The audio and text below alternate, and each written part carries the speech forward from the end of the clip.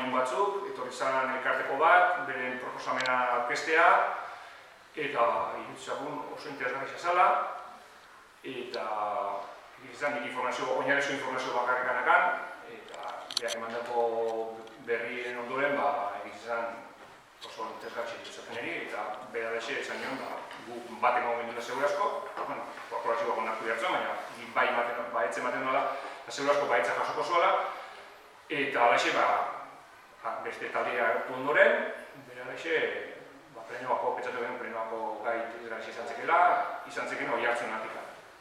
Gu txikimendua hau batez eman genduen, uste biharra eskola da, eta ezin gendu horri gutxiken, eta bortan geha, baina datorna azte ontatxea, presaurrekoaren ondoren egongo elkartiakin, eta zabatzen jongo ea, alik eta hori hartzen handiz izan izan.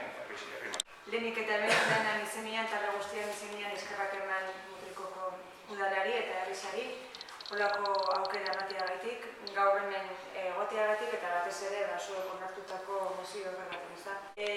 Gu elkartean gaudenak aman komunian daukagu esteetako inflamazioaren gaixotasuna, bai Crohn eta colitis-en bi alde horietan.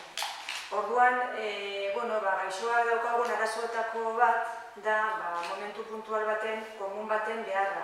Behar hori ikusita eta jakinda komun publikoak aurkitzea nahiko zaila dela gaur egun, pixkat bultzatu genduen elkartetik pentsatzen dugu proiektu honi esker, benetan gaixoak aurkiko dugula aukera bat behar hori daukagun momentuan irtenbide bat aurkitzeko. Esan behar da, proiektua ez dela bakarrik mugatzen akuko kideei eta ez da ere gaixotasun inflamatorio daukagunei, baizik eta komun baten beharra daukagun pertsona guztien behar hori irtenbide bat emoteko.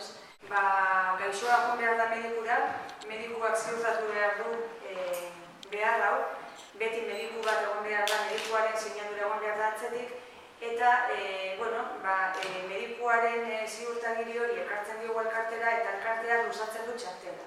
Dendak sartokiak edo erakundeak urriko du bere sarrera nolako pegatina jarrita, orduan gaixoak hori ikustean badaki hor sartu daitekela, baina aldi berean gaur egun normalian deno daramagun mobil bat gainean, programa bat jaitxiz, programan ikusiko du ze puntu dauden atxikituta bera dagoen inguruan. Ziginan ganean Donosti mailan pixkat Gipuzkoako ostalaritza elkarteakin, eta gero jungera pixkaka zabaltzen Gipuzkoa osoa.